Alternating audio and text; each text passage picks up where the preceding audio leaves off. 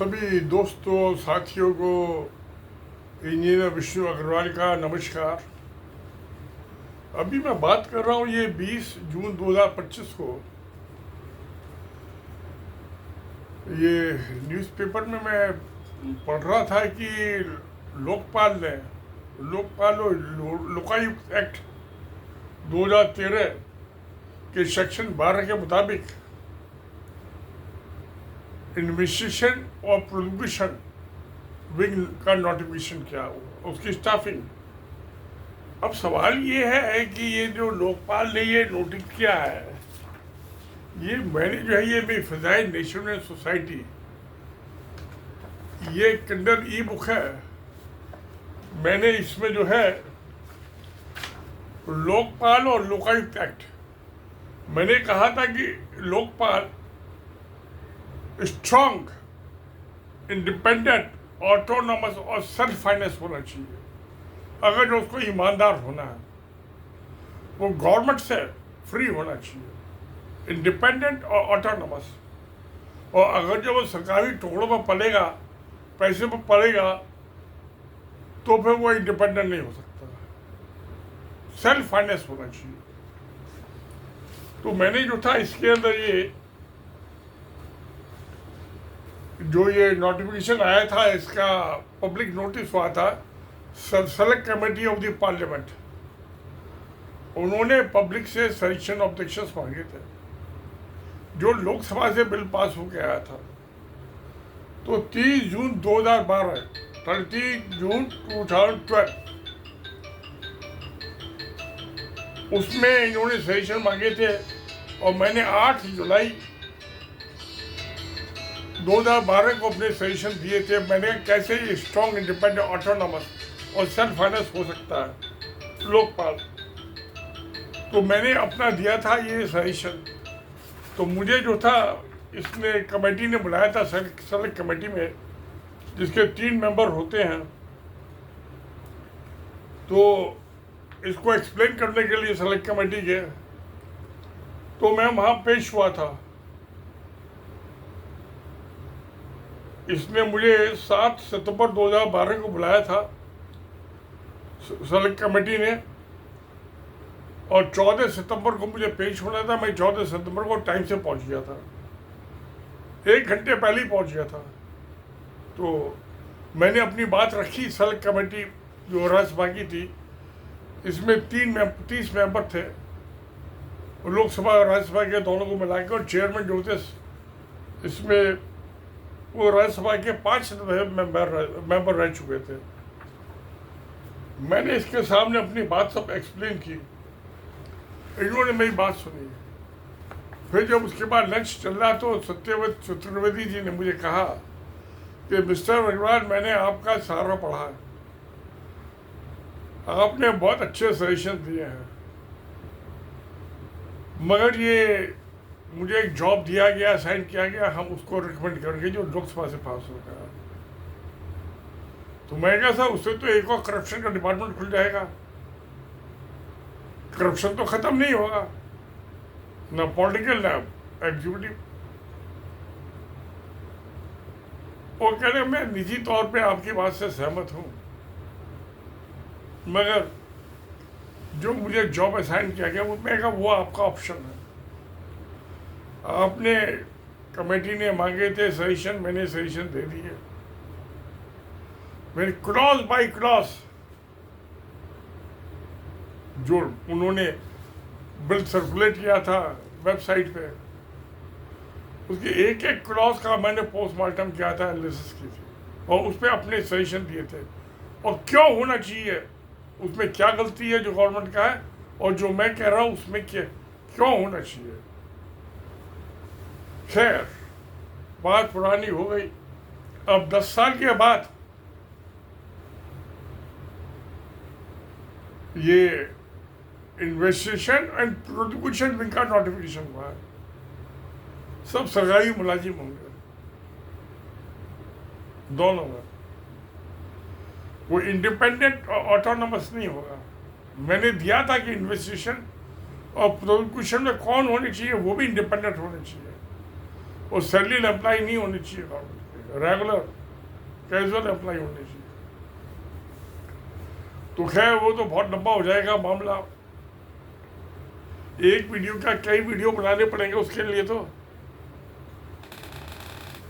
मगर ये जो दो पॉलिटिकल नेता 2013 में 2013 में, एक तो ये प्रधानमंत्री बन गए नरेंद्र दामोदर दास मोदी, और दूसरे केजरीवाल, ये अन्ना हजारे का जो प्रोटेस्ट डेमोन्स्ट्रेशन था रामलीला ग्राउंड पे, ये दोनों उसी की उपज है, उसी के खेत से पैदा हुए हैं, बड़े महान नेता बन गए। और जिसको बहुत बढ़ चढ़ के हिस्सा लिया था आरएसएस ने, मोबिलाइज किया था पब्लिक को, भीड़ इकट्ठी की थी रामलीला ग्राउंड में। केजरीवाल के पास तो इतनी असर नहीं थी कि वो इकट्ठा कर पाता, मगर उसका मुखौटा वो बना, वो भी चीफ मिनिस्टर बन गया 3 दफे, और नरेंद्र मोदी भी 3 दफे प्रधानमंत्री बन गया। मगर भ्रष्टाचार जो पर्पस था, जो मैंने कहा था लोकपाल और लोकायुक्त, जब आपने 10 साल 10 ईयर्स उसका इन्वेस्टिगेशन प्रोड्यूशन विंग ही नहीं कॉन्स्टिट्यूट किया, नोटिफिकेशन इशू नहीं किया, तो इसका तो वो तो हैंडीकैप हो गया ना। एक सुप्रीम कोर्ट के जज को आप अपॉइंट कर दो लोकपाल, मैंने कहा था वो सरकार नहीं अपॉइंट करेगी, प्रधानमंत्री का कोई लेना देना नहीं होगा, वो तो खुद भ्रष्टाचारी है, 2 नंबर के पैसे इलेक्शन जीत के आया है, वो कैसे ईमानदार हो सकता है कोई भी पॉलिटिकल आदमी। मगर जो नेशन बिल्डर्स है, इंजीनियर्स हैं, डॉक्टर्स हैं, साइंटिस्ट हैं, एडवोकेट्स हैं, वो उनकी जो एसोसिएशन हैं, जैसे इलेक्ट्रॉनिक्स इंजीनियर्स की है इंस्टीट्यूशन इंजीनियर्स है, स्टूडेंट सर्वेयर्स है, तो इनके जो प्रेजेंट है वो पब्लिक से ट्रायल लगा के उनकी इंटरव्यू करके वो उनके रिकमेंडेशन प्रेजेंट अपॉइंट करेंगे, सरकार की रिकमेंडेशन नहीं चाहिए, और 3 महीने में उसकी वो प्रभाव में रिव्यू करेंगे कि काम ठीक कर रहा है, नहीं कर रहा, नहीं कर रहा है तो प्रिंटर उसको रिकमेंडेशन देंगे, हटा देगा। वो हुआ क्या, 3 या तो 10 साल इन्वेस्टिगेशन प्रोड्यूशन विंगी कॉन्स्टिट्यूट नहीं हुआ, अभी तो नोटिफिकेशन इशू हुआ है। क्यों? अगर जो भ्रष्टाचारी को पकड़ना है तो सबसे पहले तो प्रधानमंत्री को पकड़ना पड़ेगा, चीफ मिनिस्टर को। ये जो है 2 नंबर के पैसे से तो इलेक्शन लड़ते हैं, पैसा चोरी से आता है। तो मगर खैर, ये अब 20 जून को मैं पढ़ रहा था 2025, आफ्टर 13 ईयर्स, और लोकपाल कानून बनने के बाद 10 साल, ये हो रहा है कि भाई इन्वेस्टिगेशन के लिए आदमी चाहिए, वो उसकी नोटिफिकेशन शुरू हो रही है। और वो भी कब बनेंगे, अभी तो नोटिफिकेशन शुरू हुई है, कानून बनने के 12 साल बाद तो ये आदमी की भर्ती होगी। क्या हाल है, किसकी नियत है? सलाह मांग ली 2012 में, सलाह दे दी जनता ने। मैं गया था और भी वहाँ पे मेरे जैसे जो थे और भी आदमी थे सलाह देने, जिन्होंने दिया था उनको बुलाया था पार्लियामेंट की कमेटी ने, क्योंकि मैं भ्रष्टाचार निवारण समिति का चेयरमैन हूँ 2003 से, और 2003 से आज 2025 हो गए, 12 साल 22 साल हो गए।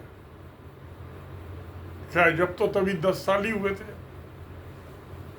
भ्रष्टाचार, जितनी ये मोदी सरकार में भ्रष्टाचार हुआ है, पिछले सारे रिकॉर्ड तोड़ दिए, और भ्रष्टाचार के मुखालफत का अपोजिशन के भी प्रधानमंत्री बने थे। तो चोर चोर चिल्ला रहे, चोर चिल्लाता जा रहा है और भागता जा रहा है। बहुत दुखदाई मामला है। पढ़ के मुझे ये जब ये नोटिफिकेशन की बात पढ़ी, मैं कहा इससे ज़्यादा फ्रॉड लोकपाल से बड़ा फ्रॉड तो कुछ हो ही नहीं सकता। जो भ्रष्टाचार को ख़त्म करने का बनाया था वो खुद ही भ्रष्टाचार में डूब गया।